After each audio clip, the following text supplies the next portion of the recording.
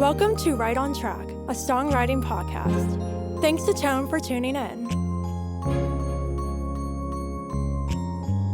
I'm Demi Michelle Schwartz, and I'm thrilled you're joining me on my songwriting journey. So kick back and relax, don't fall flat, and remember, stay right on track.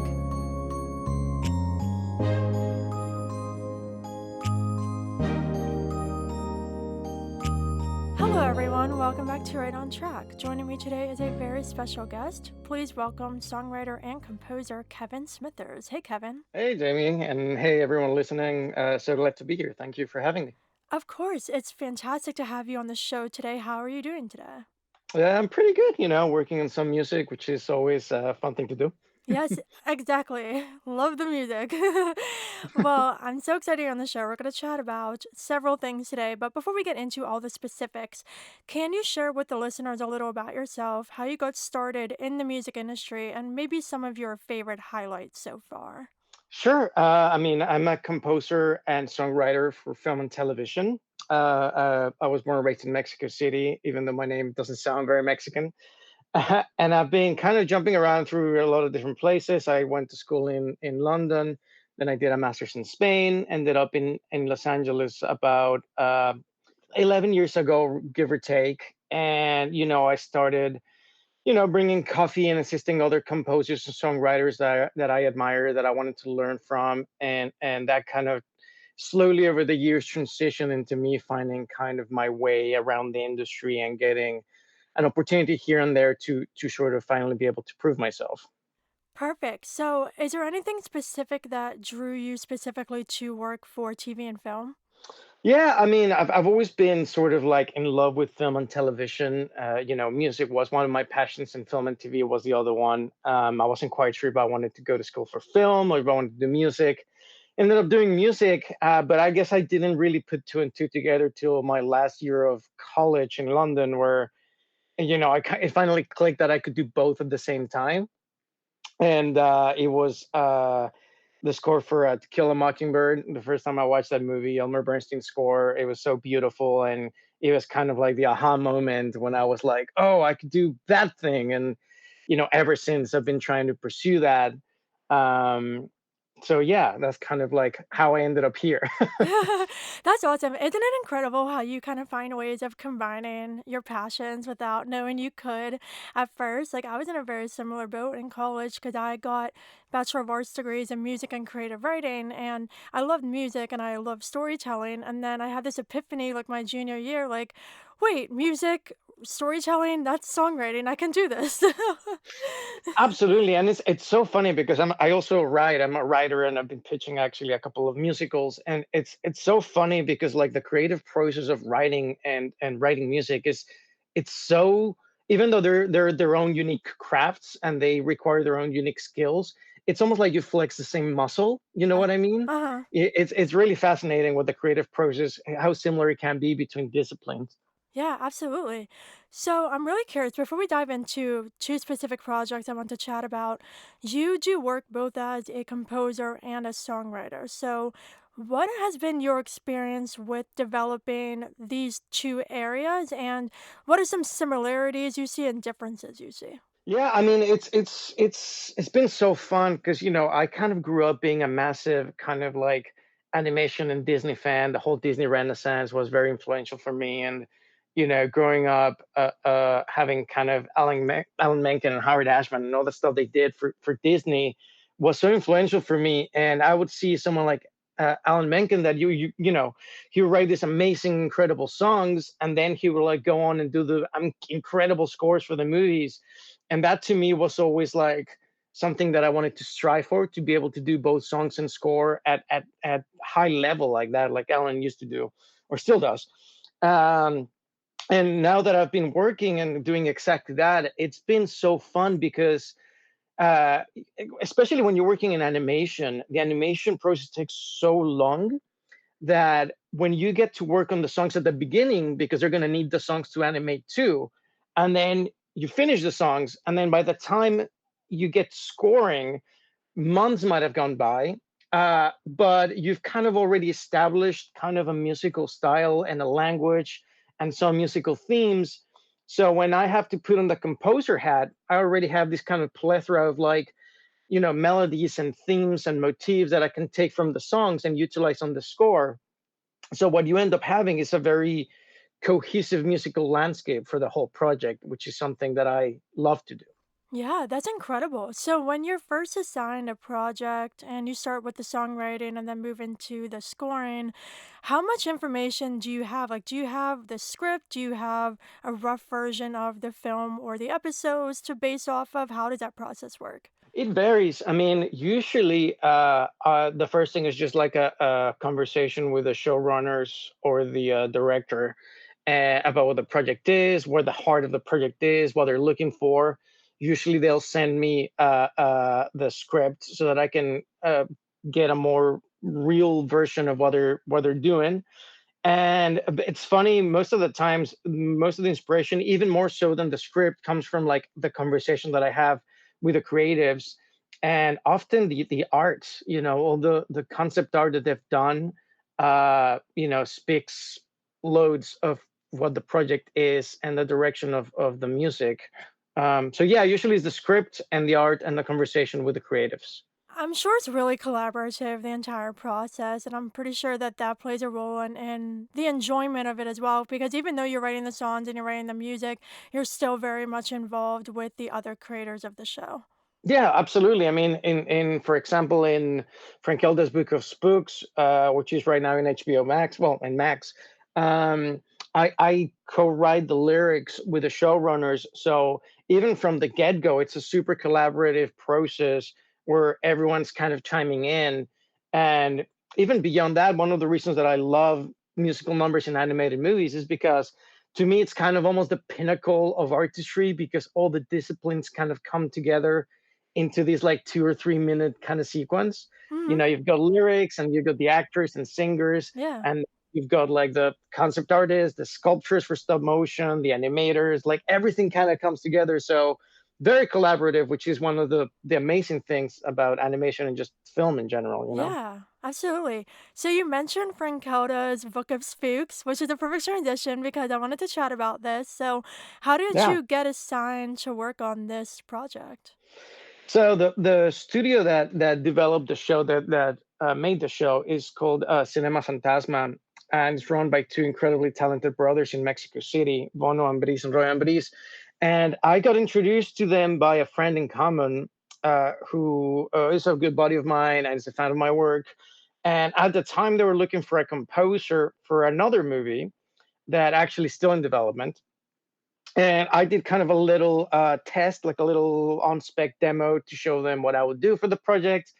And it was just one of those things where like we just creatively were totally in sync. They loved what I did. And I just sort of became like their go-to guy for anything music. And and then soon after, they got the opportunity to pitch this project, Frankelda's Book of Spooks, to Cartoon Network and HBO Max. They liked it. They started developing it, and the fun thing about the show is that originally it wasn't going to be a musical. There was only one song in one of the episodes that was kind of there was a plot reason why that song was there. We did that. They loved it, and they're big fans of musicals like I am. So they kind of reworked the whole show to like make it into a musical, so that each episode will feature a musical number.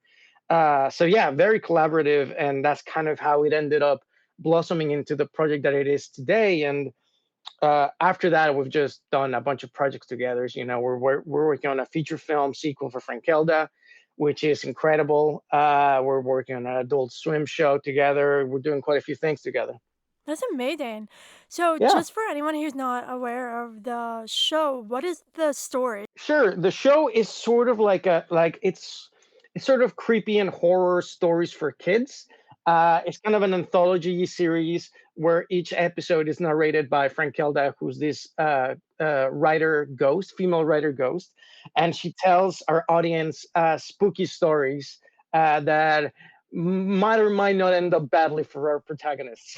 I love it. I love it. Do you have any favorite memories from working on the show? Yeah, I mean, so many. I mean, just collaborating with the showrunners on the songs was great. Getting to work with some amazing singers from Mexico was also such a treat. Um, we also were lucky enough that we convinced Max, and they were so supportive about the show, bringing the show to the US, that the whole original creative team came back to dub it into English, which doesn't happen all the time. So I was involved with the dubbing into English songs. I directed the talent. The showrunners helped with the lyrics. So we're very proud of how the English dub turned out as well, and we got to work with some incredible singers too. So yeah, yeah, I would say those were some of the highlights. Yeah, that's incredible. So I did read too that this is a 100% Mexican production. So how was it like for you to work on a show with a full Mexican crew? Yeah, I mean it's such a treat because I've lived in Los Angeles for a while, but like I mentioned, I'm Mexican through and through. I was born in Mexico City, so it was such a treat to see kind of the Mexican talent being featured like this. It's also, I believe, the first stop motion Latin American show to ever been made. So it's kind of like, they're spearheading the way for many artists from Latin America to really show what they can do, which is something to be very proud of. Yeah, absolutely, for sure. So, do you see any differences in the process from working with a full Mexican production versus maybe something you've done in the States? Is there any kind of difference in how the show is put together, or is the process pretty standard? I feel that I mean the process was pretty much the same. The only thing I noticed is that because the whole HBO Max in Latin America was so new, we were really given kind of like the creative freedom to kind of do whatever we wanted without too much supervision, which doesn't happen all the time. And gladly, everyone was super happy with what we made and very proud of it. But yeah, other than that, the process was very similar. We wrote the songs at the beginning, then they went into production. I did the scoring at the end, and I think a year later, finally, the show came out in the U.S. Versus in Latin America, which came out a year previous to that. That's awesome. It's always great to have creative freedom whenever possible. Yeah, I mean it's rare, but I mean it's not that rare. But like my collaboration with these guys has always been super. They've always given me a lot of liberty, but there's always a studio and a network that obviously need to make sure that whatever we do aligns with their vision of what the project should be, and that's a good thing. I feel like that's always a positive. And in this show, it was very much the same, but like I feel like because there were many things going on, they were very much like they trusted us and they were like, "Go do your thing and just let us know if you need anything." Absolutely. Perfect. So now I want to talk about another project, which is a feature film, The Ballad of the Phoenix. So, can you share a little about what this film is about and how you got involved with this one? Sure. I mean, the Ballad of the Phoenix was actually the project that I mentioned that I was introduced to Cinema Fantasma with. It's kind of like going through a couple of different iterations, and it's kind of this kind of very beautiful, kind of medieval inspired uh, story about redemption and hope, and it's all done in stop motion. And very much like the Frankelda show, we've kind of like the brothers have kind of revamped it into being kind of partly a musical because of the success that Frankelda has seen. That's incredible. Yeah, yeah. So it's been very fun. We've done all the songs already, and a very different style than the Frankelda stuff. It's a little bit more contemplative. The music's a little more minimalist in a way, but it's a very beautiful thing that I think we're achieving with that. And we're kind of working in tandem, that one and the Frankelda feature film, which are the two productions that are currently in production with Cinema Fantasma. Awesome. Yeah, and I'm really happy you mentioned how the style of music is very different because that's something I wanted to ask you about too. As a songwriter and composer for TV and film, that's very different from maybe somebody like me who writes pop and country music. I have my genres I kind of stick to. But when you're writing for film and television, you have to adapt based on the show or the movie that you're working on. So, has that been difficult for you over the years to adapt to make that shift, or has that been natural? I mean, yeah, it's one of those things where you're doing music just for the sake of music. You very much stick to what you feel is right within your craft, right? But when you venture into the world of film and TV, what you need to understand is that what we're trying to do is tell a story in a collaborative manner. So the music is not at the forefront. What's at the forefront is the story. And then everything else, the writing, the music, the character design, is all in service of the plot and the characters and the story. So it is kind of tricky sometimes kind of navigating certain styles, but when you know that your compass is trying to follow a story, you kind of find your way, And being a film composer, it's kind of our job to sort of learn how to navigate different styles in order to serve the story. So I wouldn't say it's been natural, but it's certainly something that I've developed over the years so that I can deliver in different types of styles and different instrumentations and whatnot. And that journey has certainly helped me with the songwriting too. Mhm, yeah, Um, absolutely. yeah, it's funny. Like one of the shows we're working on right now, it's for Adult Swim. It's called Women Wearing Shoulder Pads, and it's also a stop motion show. It's not necessarily a musical, but there's a couple of songs in the show that I'm also writing, and they could not be any different than all the stuff we've been doing with the other Cinema Fantasma work. All the songs are very much 80s inspired because it's a period piece for Adult Swim. So I went from like very like Disney-esque orchestral musical numbers to doing like very 80s sounding like pop songs. So that diversity really, it definitely keeps you on your toes for sure. Yeah, well, you mentioned too that is something you've developed over the years, and I think that's really important because anything creative, if you get into it, you're gonna have to learn and adapt and evolve, and you've definitely had that journey, and you still will have room to go. The more projects you do, the different styles you work on, you're just going to expand your horizons as a songwriter and a composer, and I think that's one of the most beautiful things about being part of a creative industry. There's always things to learn and grow. Yeah, for sure. I mean, like you said it, every project is kind of a learning process. I don't think there's such a thing as, you start a project and you know exactly what to do and you know exactly where to go. I feel like there's always that kind of panic moment when you start a project and you like have no idea what you're supposed to do in a way. And it's like as you learn more about the story and you talk to the filmmakers, blah blah, you kind of start to find your way in. But it's always that staring into the blank page is always scary, but I feel like we're always stronger and more knowledgeable at the end of the project. You grow as an artist, I hope. Yeah. Yeah, absolutely. I'm really resonating with that because along with the music, I'm an author. I just got represented by an agent. So I write books too, and I definitely resonate with the whole like starting from a blank page can be scary, but a lot of the magic happens when you start to create and you get to know the characters, you get to know the story, and you watch that come to life. Yeah, I mean, it's funny. Writing is a great analogy because I mean, and even Quentin Tarantino has said this a lot. But he says how like when you start writing a screenplay, you almost have to get to like the halfway mark, and then after that, it's almost like the story writes itself Oh, if you've done a absolutely. good job. And I feel like music is similar. Once you've gone past establishing the style and the themes and whatnot, then it kind of starts to flow. You almost like let that music and let that style kind of take you and show you the way once you've passed that point. Yeah, absolutely. Completely agree. Love that. So, looking ahead, what is something that you haven't had a chance to do yet that you would love to, whether that's working on a certain kind of movie or show, certain kind of style, or just in general an opportunity that you would love to have?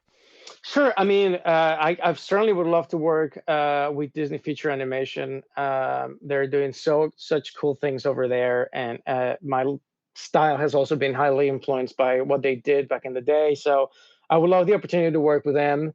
I also do a lot of work in live action, so a lot of more thriller and drama work is something that I've also been kind of venturing on the side of this kind of musical and animation stuff. Perfect.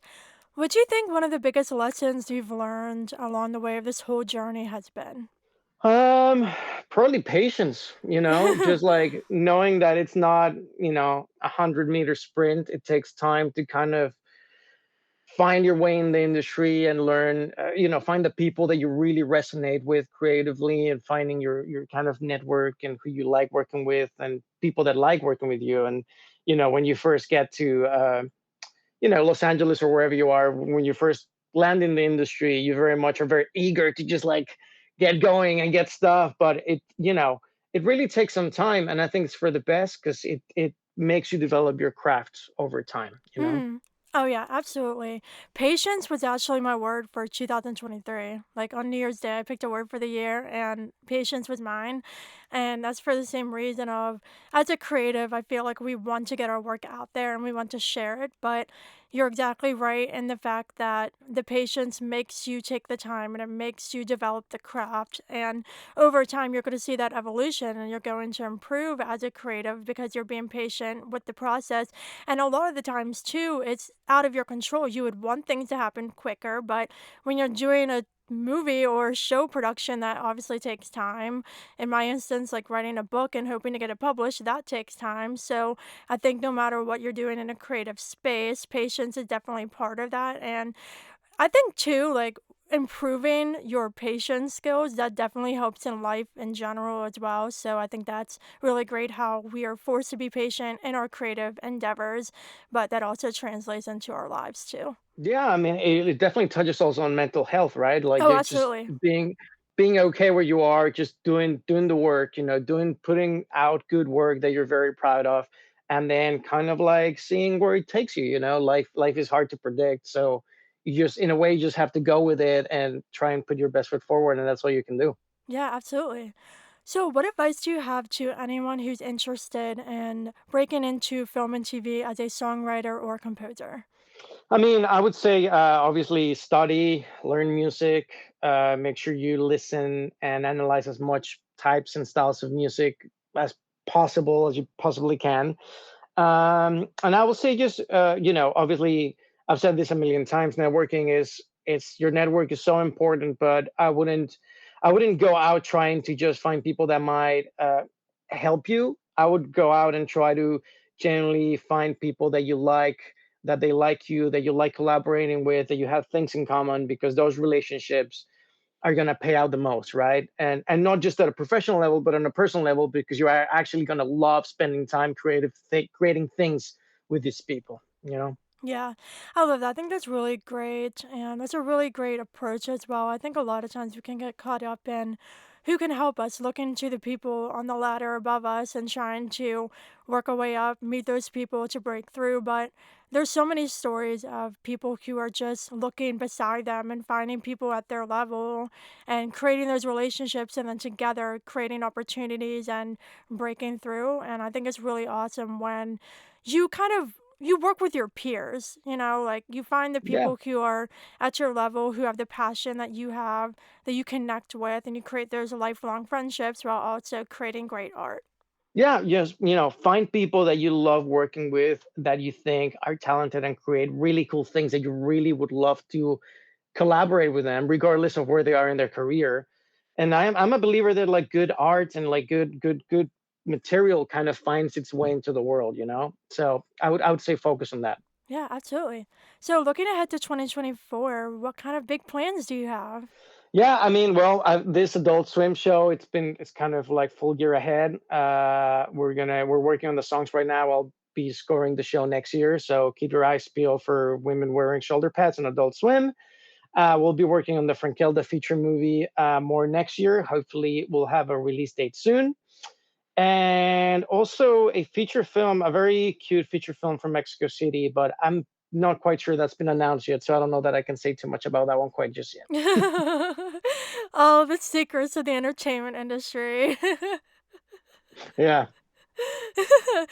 So, just before we wrap up, I have one more question for you, and that is in general, what is your favorite thing about being a songwriter and composer? Well, this is going to come as a shock. Writing music. Perfect. That's such a perfect answer. Well, Kevin, it was awesome having you on the show. Can you share with everybody where they can find you online and connect with everything you're up to? Sure. I mean, you can find me on Instagram, Kevin Smithers Music. You can find me on my website, kevinsmithers.com. And thank you so much. It was an absolute pleasure to chat with you, Demi. Yeah, absolutely. Thank you so much for joining me. It was lovely having you on the show. Listeners, I hope you enjoyed this chat with Kevin Smithers. And of course, until next time, stay Stay right right on on track. track.